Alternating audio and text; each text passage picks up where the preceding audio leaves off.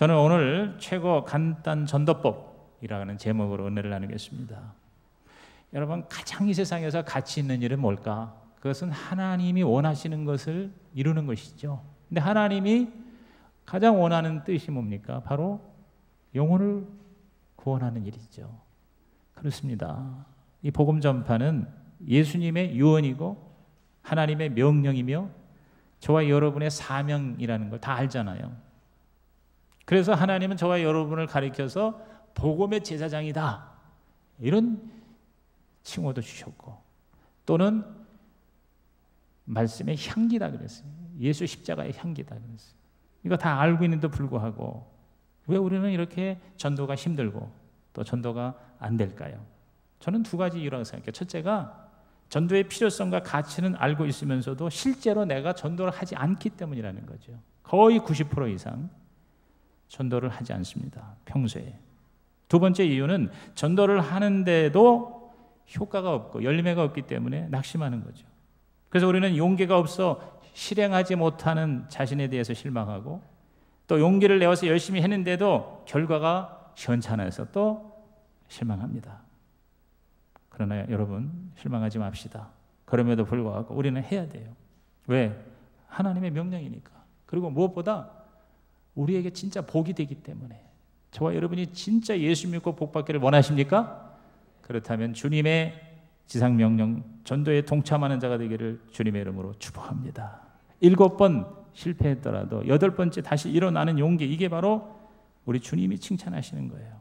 저는 이번에 창립 9주년 부흥회 때에 그냥 우리끼리만 참석하는 게 아니라 이것을 하나의 좋은 기회로 삼아서, 또 단순한 부흥회가 아니라 불신자도 와서 들으면 은혜가 되는 이 경제의 회복에 대한 탁월한 메시지가 준비되어 있기 때문에 이것을 여러분이 적극적으로 활용하여 우리 하나님 앞에 크게 복을 받는 기회가 되기를 주의 이름으로 축복합니다.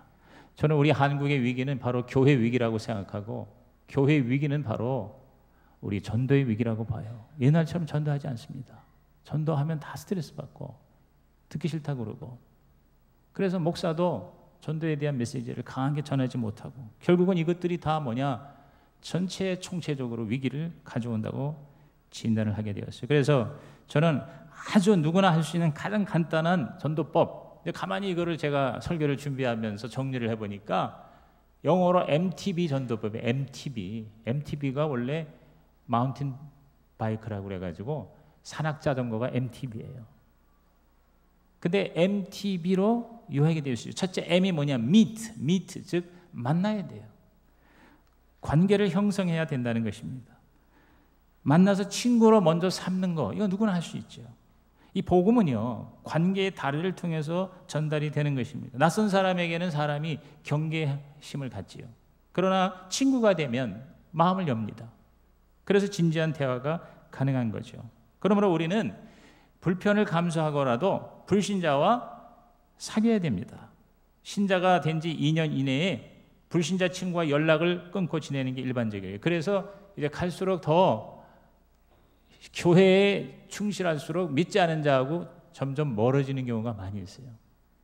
그러니까 우리가 그들과 하나가 돼서는 안 돼요. 우리는 예수 믿으면 주님과 하나가 돼요. 연합이 돼요. 그러나 연합은 아니지만 그러나 접촉은 해야 된다, 그 말이에요. 우리가 이 세상에 속한 자는 아니지만 세상 안에 살기 때문에 세상을 전혀 무시하고 완전히 관계를 끊을 수 없잖아요. 그렇기 때문에 저와 여러분께서 관계를 맺는 거예요. 관계를. 이 목사하고 장로가 되면 사실은 점점 더 전도하기가 어려워요. 뭐 거의 90% 교회 중심이니까. 그게 정상이지. 뭐 목사, 장로 이런 분들이 뭐 술 친구가 막 충만하다, 이게 좀 이상한 거 아니에요? 그러니까 우리가 관계와 접촉이 쉽지 않으니까 일부러 관계를 맺어요. 그래서 제가 이 자전거 자꾸 얘기하는 이유는 단지 그게 좋아서라기보다도 그걸 통해서 뭐예요? 관계를 맺을 수 있어요. 목사가 불신자하고 접촉할 수 있는 가장 좋은 방법이 저는 자전거를 같이 타는 거예요. 그러면서 관계를 맺는 거예요. 친해지는 거예요. 여러분, 예수님도요, 그 당시에 가장 접촉하기 어려운 사람들을 일부러 찾아갔어요.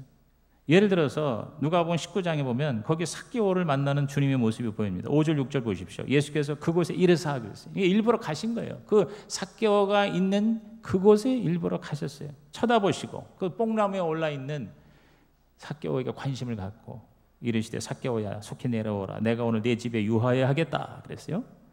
그 당시에 가장 악명 높은 세리장이었어요. 사람들이 다 싫어하고 욕하는 자였어요. 그런데 그 죄인을 예수님이 가서 만났어요. 함께 유하겠다고 그렇게 접촉하셨어요. 그렇습니다. 강제로는 안 되죠. 우리가 이 관계, 이 친밀감, 이것은 강요로 될 수 없습니다. 하나님도요, 저와 여러분을 강제로 우리를 끌어내지 않으시잖아요. 강요된다고 되는 게 아닙니다. 자연스럽게. 그래서 이 전도는 과정이라는 말이 있어요. 어떤 사건이라기보다는 과정이에요. 뭐 한 번에 이렇게 예수 믿는 사람도 있지만 대부분은 점진적으로 친해지면서 하나님께 조금씩 가까이 오면서 그러면서 마음이 열리고 그리고 복음이 전파가 되는 것이죠. 그러면 우리는 구도자 의식을 가지고 살아야 됩니다. 구도자의 기도를 드립니다. 주여 저를 다른 사람에게로 인도해 주셔서 그들과 하나님을 연결하는 브릿지가 다리가 되게 하십시오. 관계의 다리가 되게 하여 주옵소서. 시작. 관계의 다리가 되게 하여 주옵소서. 제가 만나는 사람들에게 조금이라도 영향을 끼칠 수 있도록 도와주십시오. 이렇게 기도하고 그리고 관심을 갖고 그리고 어떻게든지 관계를 맺으려고 노력을 하는 거죠. 친절하게 또 너그럽게 그리고 뭔가 좋은 거 있으면 자꾸 주려고 하면 그러면 친해지는 거 아니겠어요?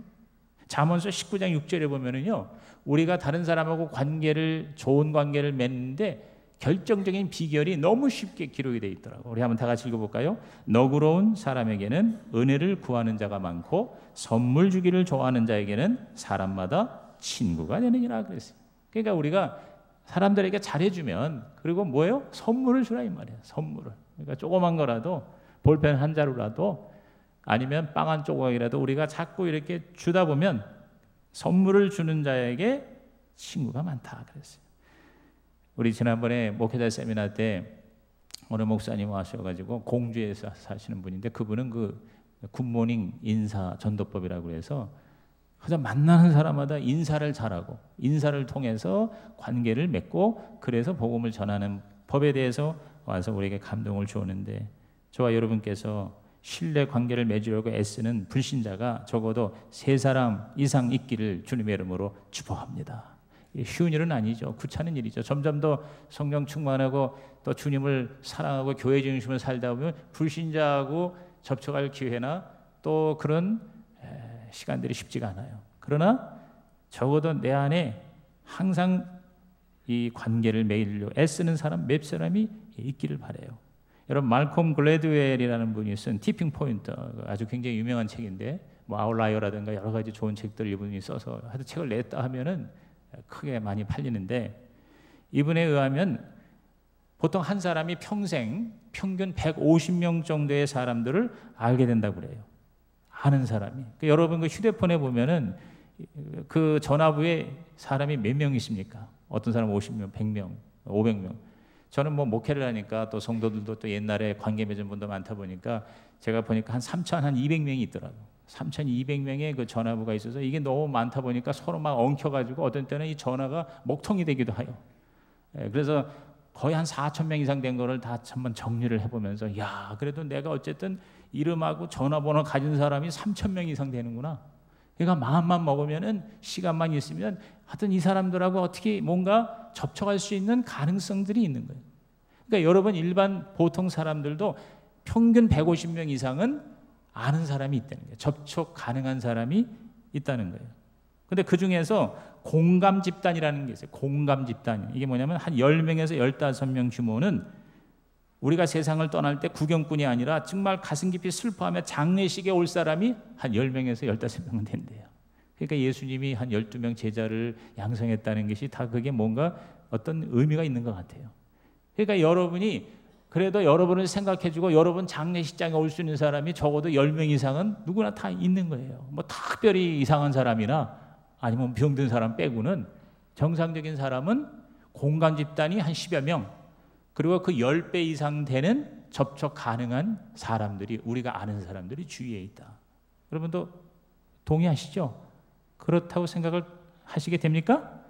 그러니까 그런 사람들과 뭐냐면 좀 더 의미 있는 관계를 맺으려고 좀 더 자주 만나는 거죠. 직접 얼굴과 얼굴 면대면에서 만나는 것도 필요하지만 요새는 만남이라는 게 이런 SNS라든가 휴대폰이라든가 이런 어떤 통신을 통해서도, 문자를 통해서도 오히려 더 가까이 만날 수 있어요. 제가 우리 딸들이 미국에 있지만 그냥 공짜로 하는 그 영상 통화 얼마든지 탱고라는 걸 이렇게 틀어놓으면요 1시간이고 10시간이고 무료로 바로 앞에서 화면에 얼굴을 보고 얼마든지 얘기할 수 있어요.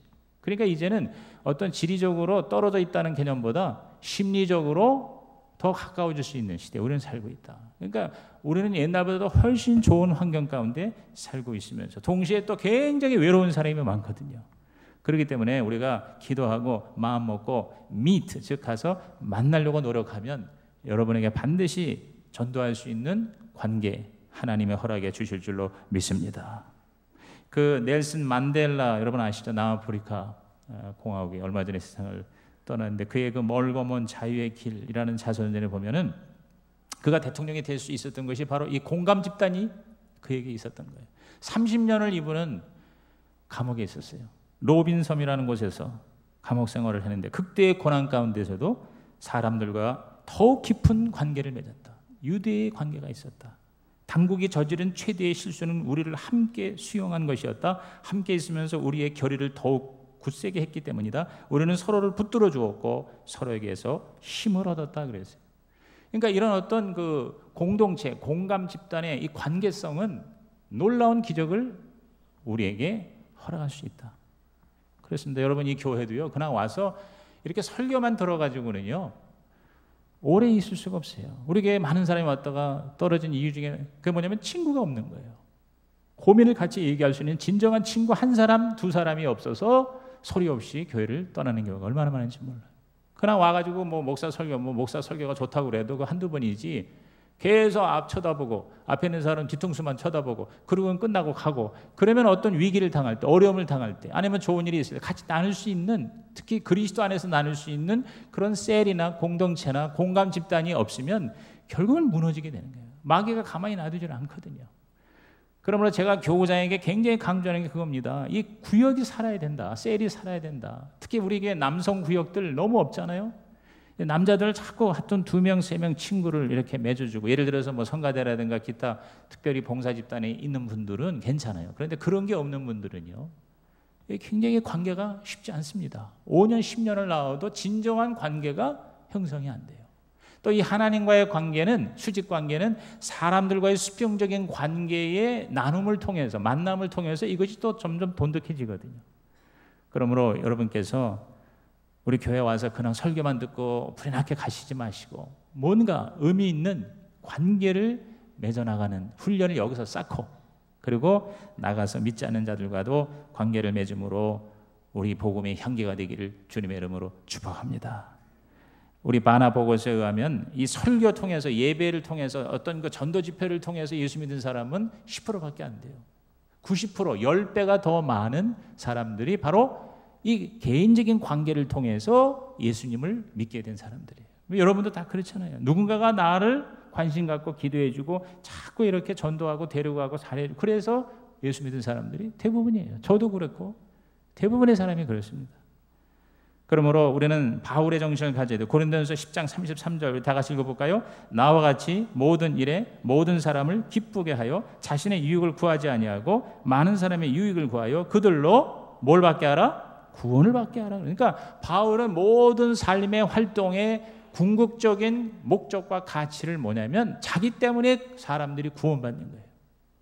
그러니까 무슨 일을 하든 돈을 벌든 돈을 쓰든 놀러 가든 또 어떤 활동을 하든 궁극적으로 내가 어떤 사람과 관계를 맺을 때 그 사람에게 유익을 끼쳐서 그 사람이 기분 좋아서 그래서 예수님을 영접하고 구원을 받게 하는 이런 삶의 자세를 가지는 진짜 복받은 자가 되기를 주님의 이름으로 축원합니다. 축원합니다. 두 번째가 MTB의 T는 토크예요. 토크, 즉 말을 해야 돼요. 복음을 말로 증거하는 것입니다. 단지 관계만 맺고 친해지기만 하는 게 아니라 예수님에 대해서 내가 말을 해야 돼요. 그런데 예수님이 누구시고 예수님이 우리 위해서 무엇을 행하셨나 이거를 확실하게 얘기할 수 있어야 돼요. 그런데 그거는 우리가 꼭 신학교에 가서 신학을 공부해야만 하는 게 아니에요. 여러분이 신학적으로나 또는 성경적으로 지식을 많이 가져야만 예수님에 대해서 얘기할 수 있는 게 아닙니다. 그냥 여러분이 만난 예수를 얘기하면 되잖아요. 진짜 내가 예수를 믿고 구원을 받았다면 그걸 그대로 얘기하는 거예요. 예수님께서 하나님의 아들로 이 땅에 오셔서 나를 위해 십자가에 죽으셨는데 그 나를 위해 죽으시고 부활하신 예수를 내가 믿었더니 내 인생이 이렇게 달라졌습니다. 그냥 있는 그대로 우리가 변호사가 되고 우리가 신학자가 될 필요가 없어요. 그냥 말 그대로 증인이에요. 목격자예요. 그냥 내가 예수를 만난 거, 예수님을 내가 영접한 것에 대해서 있는 그대로 내가 증언하는 것이죠.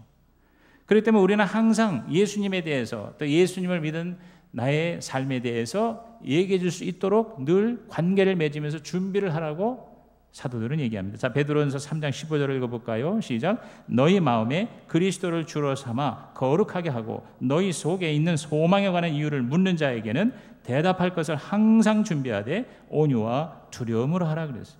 그러니까 바울은 항상 두 가지의 삶에 초점을 맞춘 거예요. 뭐냐면 늘 주님 기뻐하시는 거룩한 삶, 예수를 주로 삼아 거룩하게 하고 그랬거든요. 그리고 두 번째는 뭐냐? 내 안에 있는 진정한 천국의 소망에 대해서 묻는 자들에게 대답할 것을 항상 준비했다 그랬어요.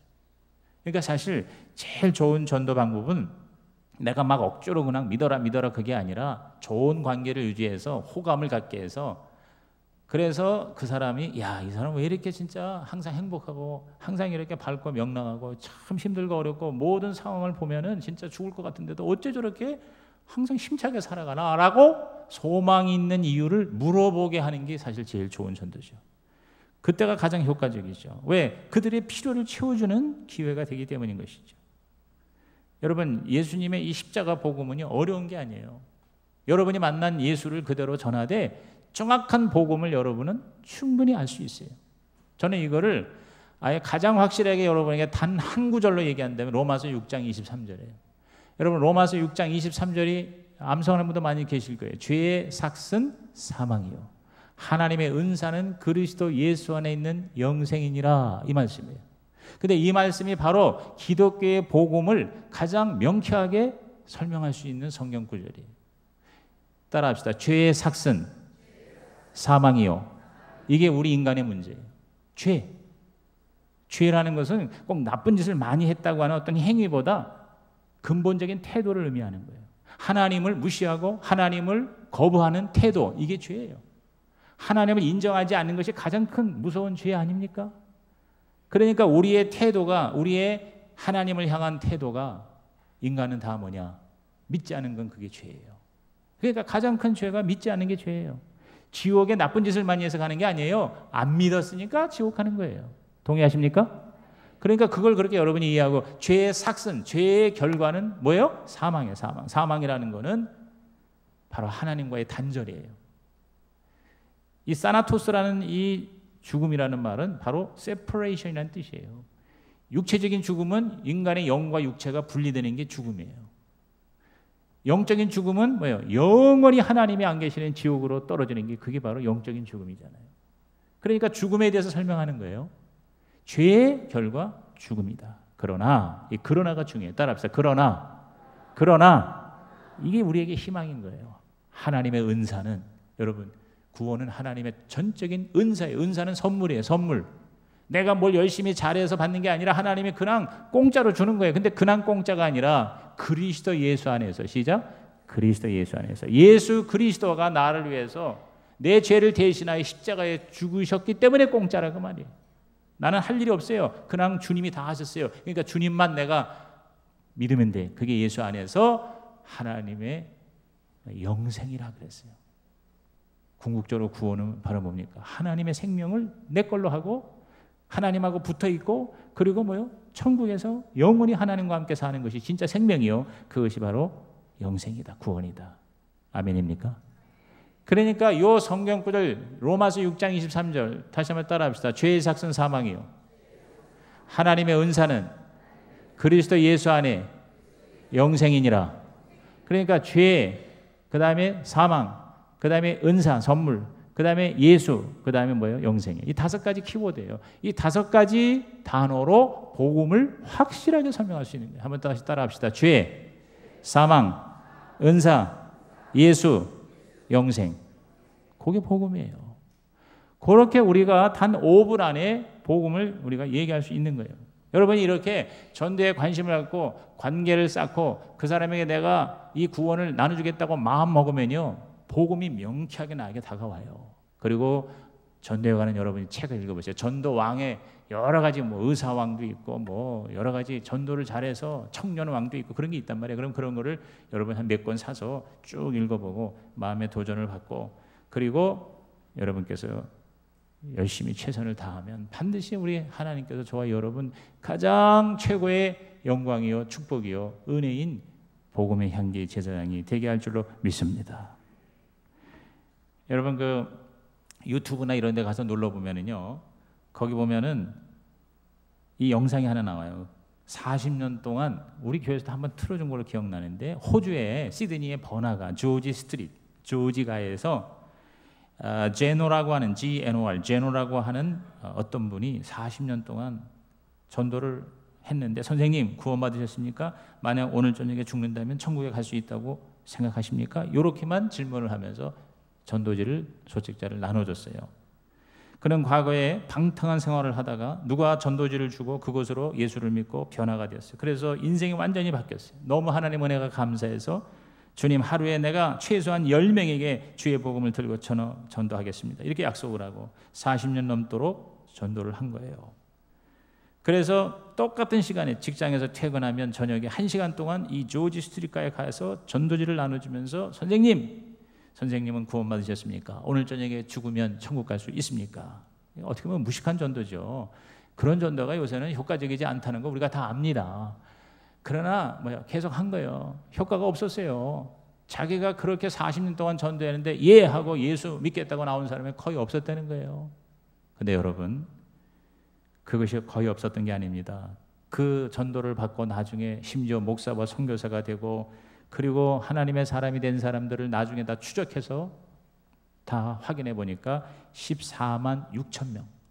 이게 서로 연결되고 줄줄이 사탕으로 연결돼 가지고 이 제노라고 하는 사람이 단지 복음을 그냥 단순하게 무식하게 전했지만 그것으로 예수 믿고 하나님의 사람이 된 사람이 14만 6천 명이었다고 하는 겁니다. 할렐루야. 이게 이제 하나의 실화예요. 그래서 많은 사람에게 도전을 주는데, 오늘 여러분께서 그냥 여러분이 단순하지만 내가 만난 예수님을, 적어도 내가 진짜 구원받았다면 여러분이 말하는 자가 되기를 주님의 이름으로 축복합니다. 자, 사도행전 26장 29절 다 같이 읽습니다. 바울이 이르되 말이 적으나 많으나 당신뿐 아니라 오늘 내 말을 듣는 모든 사람도 다 이렇게 결박된 것 외에는 나와 같이 되기를 하나님께 원하나이다. 재판을 받던 바울에게 재판장이 조롱을 하니까 뭐라고 하는 거 아니에요? 왜냐면 결박당한 상태에서 뭐 하나님 어쩌고 하니까. 그랬을 때 바울이 한 얘기입니다. 이렇게 결박된 것 외에는, 내가 이렇게 아무 죄가 없이 잡혀서 고생하는 걸 당신도 그렇게 당하는 건 나는 원치 않아요. 그러나 그거 외에는 나와 같이 되기를, 나처럼 예수 믿고 내 삶이 변화되고 내 모든 인생의 가치가 하나님의 나라가 되는 그런 당신이 되기를 나는 원한다. 그럼 적어도 이렇게 당당하게 자신 있게 예수를 자랑할 수 있는 진짜 하나님의 사람이 되기를 주의 이름으로 축복합니다. 한번 따라합시다. 나와 같이 되기를, 나와 같이 되기를. 여러분이 그렇게 얘기하는 거예요. 당신도 나와 같이 되기를 바랍니다. 그러면 뭐예요? 우리가 전도를 한다면 그만큼 내가 하나님 앞에 떳떳하게 살려고 노력을 할 수밖에 없고, 그게 바로 복이고, 그리고 하나님이 그렇게 당신을 높이고 전하려고 하는 사람을 내버려 두겠냐 그 말이에요. 반드시 하나님께서 축복해 주실 줄로 믿습니다. 그러니까 나와 같이 되기를 당신도 원합니다. 마지막 세 번째, MTB가 meet, T가 talk, 그 다음에 B가 뭐냐면 bring이에요. 데리고 오는 거예요. 데리고 오는 거예요. 내 힘으로 안 될 때 우리는 뭐예요? 교회로 초청을 하는 거예요. 가장 중요한 것은 교회 와서 예배드리고 하나님의 말씀을 듣는 것입니다. 왜냐하면 믿음은 들음에서 납니다. 로마서 10장 17절입니다. 다 같이 시작. 그러므로 믿음은 들음에서 나며 들음은 그리스도의 말씀으로 말미암았느니라. 믿음은 들음에서 나며 들음은 그리스도의 말씀. 여기서 이 들음이라는 게 바로 뭐냐? Faith comes from hearing the message. 메시지예요. 설교가 바로 들음이에요. 그러니까 와서 개인 전도를 받아 초청이 되어 예배 때 설교를 듣고 예수를 영접하고 하나님의 자녀가 되는 기적, 그것이 바로 오늘 저와 여러분에게 일상이 되기를, 사명이 되기를 주의 이름으로 축원합니다. 듣게 하려면 뭐예요? 데리고 와야 되잖아요. 로마서 10장 14절 그런즉 그들이 믿지 아니하는 일 어찌 부르리요? 듣지도 못한 일 어찌 믿으리요? 전파하는 자가 없이 들으리요? 그러니까 순서가 너무 논리적으로 당연하죠. 내가 가서 전해야 듣고, 들어야 믿고, 믿어야 구원받는다 그 말이에요. 바울이 이렇게 절절히 외치고 있습니다. 여러분, 예수님의 제자 중에서도요, 안드레 전도법이라는 게 그겁니다. 요한복음 1장 41절 이하에 보면 그가 먼저 자기 형제 시몬을 찾아 말하되 우리가 메시아를 만났다 하고 데리고 예수께로 오니 그랬어요. 그래서 바로 베드로가 된 거예요. 데리고 오지 않았으면 베드로는 예수의 제자가 될 수 없었고, 오늘 캐톨릭에서 일대 교황이 바로 베드로예요. 따라합시다. 데리고 오니, 데리고 오니, 브링어, 데리고 오는 자가 되라 그 말이에요. 데리고 오라 그 말이에요. 여러분, 요한복음 4장에 보면은 사마리아 여인도 예수를 만나고 난 다음에 자기 혼자 구원받아서 길길이 날뛴 게 아니에요. 가가지고 사마리아 동네 방네 다니면서 사람들을 데리고 왔다고 그랬어요. 요한복음 4장 29절 30절에 나의 행한 모든 일을 내게 말한 사실을 와서 보라, 이는 그리스도가 아니냐 하니 그들이 동네에서 나와 예수께로 오더라 그랬어요. 따라합시다. 와서 보라, 와서 보라. 여러분이 그렇게 하세요. 저도 어제 주례 서는데 옆에 어떤 사람들이 앉아 있어요. 그 옛날에 이제 지점장하고 만났던 그 부인하고 또 어떤 옆에 있는 사람이더라고. 그래서 내가 인사를 하면서 혹시 9월 12, 13, 14에 시간이 있으시냐고. 그래서 왜 그러냐고. 그때 우리 교회에서 좋은 세미나가 있습니다. 세미나. 무슨 그냥 부흥에다 예배다 그러지 않고 어떤 세미나냐. 가정 경제가 회복되는 세미나인데 시카고에서 아주 훌륭한 강사가 오세요. 그분은 목사도 아니고 그분 CPA인데 근데 너무 요새 어렵지 않습니까? 그거를 잘 안내해주는 좋은 세미나가 있으니까 한번 구경사 한번 오시죠. 그리고 오케스트라 음악회도 있습니다. 여러분, 저는요, 여러분이 이 팜플렛을 이렇게 3번 접으면 이렇게 되거든요. 3번 접으면 이걸 내가 가지고 다니는데 그날 없었어요. 그래서 주인은 사람한테 좀 있냐 그러니까 다 없대. 그래서 제가 카톡으로 그 사람에게 이 포스터 찍은 사진이 있거든요. 그래서 그거를 내가 그 자리에서 보내줬어요. 한번 보시고 시간이 되시면.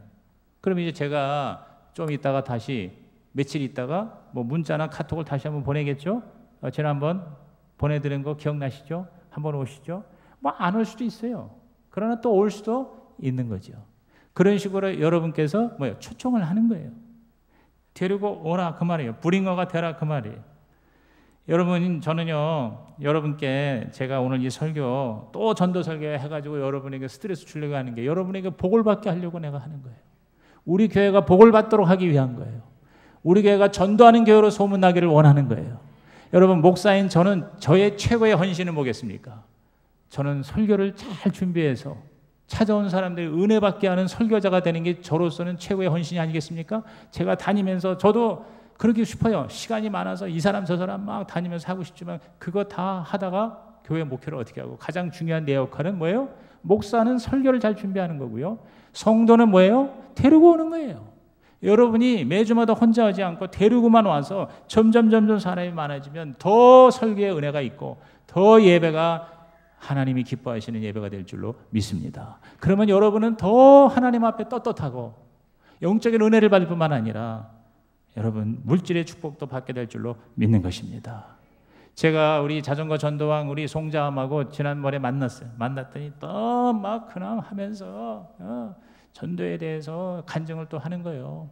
그분이 자전거로 전도한 사람이 그 권현 집사라고 팔당냉면, 우리도 여러 번 가봤잖아요. 그래서 자기는 전도를 해서 새신자가 돼서 교회 오면 무조건 새신자에게 전도하면 복 받습니다. 전도하면 복 받습니다. 꼭 전도를 하십시오. 부담된다고 생각하지 않고 자기는 복 받게 하려고. 그랬더니 그분이 자기는 너무너무 바빠서, 사업에 바빠서 전도를 하러 갈 시간이 없는데 대신 내가 전도 헌금을 드리면 괜찮을 거예요. 아유, 그거라도 하십시오. 그래서 전도 헌금을 11조와 함께 전도 헌금을 해서 미얀마에다 교회를 15개를 세웠다는 거 아니에요. 그랬더니 하나님께서 지난 1년 동안에 다른 식당들이 다 어려운 때 아니에요. 지금 안 되고 문 닫고 그 팔당냉면 옆에도 냉면집이 여러 군데 다 텅텅 비는데 여기만 그냥 줄을 서서 찾아오는 거예요. 매출이 더 늘고 더 수익이 늘고. 그러니까 이제 자기가 체험을 하니까 자기 친구를 만나서 얘기를 했대, 최근에. 근데 그 친구가 1,000억대의 재산을 가진 사람이래요. 그러면서 자기가 이렇게 해서 전도 헌금을 했더니 복을 더 많이 받았다 했더니 야, 너만 받지 말고 나도 좀 받자. 그래가지고 그 사람도 같이 전도헌금을 해서 지금 미얀마에다가 교회를 5개인가 더 세운다는 그런 간증을 이 양반이 신나서 얘기하는 거야. 왜냐하면 자기 열매니까. 그러면서 나한테 하는 얘기가, 목사님, 성도들에게 10년을 나와도 복을 못 받고 평생을 교회를 나오는데도 왕처럼 살지 못하는 사람에게 강하게 얘기하십시오. 따라합시다. 전도하면 복을 받는다. 그걸 얘기하세요. 그러면서 자기 간증을 얘기하는 거예요. 자기도 별 볼 일이 없는데 열심히 전도하니까 하나님이 자기를 높여주시고 자기를 써주시고 물질적으로도 풍요롭게 하시고 자기 하고 싶은 걸 다 하게 하시더라 하면서 막 침을 튀겨서 내가 여기 몇 개 침을 맞았어. 그러나 내가 그 열정을 내가 샀어요. 그래. 엊그제 같이 시간을 했던 어느 장로님도 자기는 하루에 5명을 전도하는 걸 목표로 했습니다. 나한테 그러니까 얼마나 그 당당한지 몰라. 자신 있어. 목사 앞에서도 당당해. 오늘도 제가 휴게소에 오다가 2사람에게 전도했어요. 목사님. 자랑할 만하죠. 그래서 나도 그 말 듣고 옆에 있는 사람, 같이 있던 사람 누구에게 교회 나가냐고 나도 신용 좀 했어요. 근데 교회 안 나간대. 왜 안 나가니까 어렸을 때 나가는데 지금은 안 나간대. 자기는 뭐 이대면 천국과 지옥에서도 자기는 자신만만한데. 그래서 내가 이대면 늙은 다음에 나간대서 내가 아니 이대면 늙을 때까지 산다는 보장이 어디 있어? 세월호 애들이 지금 뭐 20살 되기 전에 죽었는데 그런 얘기를 하면서 이렇게 복음을 전하려고 노력을 했는데 문제는 뭐냐면 바울의 마지막 성경 구절 고린도전서 9장 22절을 한번 읽습니다. 시작. 약한 자들에게 내가 약한 자와 같이 된 것은 약한 자들을 얻고자 하며 내가 여러 사람에게 여러 모습이 된 것은 아무쪼록 몇 사람이라도 구원하고자 함이라 그랬어요. 바울은 철저하게 몇 사람이라도 자기를 통해서 구원받기를 간절히 원해서 스스로 종이 된 거예요. 스스로 약한 사람이 약한 것처럼 하고 그 사람에게 맞추어가면서 비굴하게 종노릇하면서 그렇게 했다는 것입니다. 여러분, 네덜란드 유명한 화가 렘브란트의 이야기입니다. 엠마오로 가는 두 제자 등 명작을 남긴 그가 워낙 그림을 잘 그리니까 친구가 질문했대요. 자네는 어찌 이렇게 그림을 잘 그리는가? 비결이 뭔가? 그랬더니 렘브란트 하는 얘기가 복잡하게 생각할 거 없다. 일단 붓을 들고 그리기 시작하면 그림이 그려진다 그랬어요. 오늘 여러분께서 뭐 많은 가르침과 또 많은 말이 필요 없죠. 누구나 다 할 수 있는 거죠. 저는 이렇게 생각해요. 여러분이 이번에 5번 부흥회 한번 다 참석해 보시고 9주년이니까 한 9명에게 여러분이 한번 접촉을 해보세요. 관계를 맺어보세요. 그래서 한번 초청을 해보세요. 그 중에 한 명이라도 또 오면 아는 것보다는 훨씬 낫고 그것을 통해서 교회도 유익이 되고 하나님께도 영광이 되고 여러분에게 하나님의 복이 임할 줄로 믿습니다. 기도하시겠습니다. 하나님, 오늘 이 말씀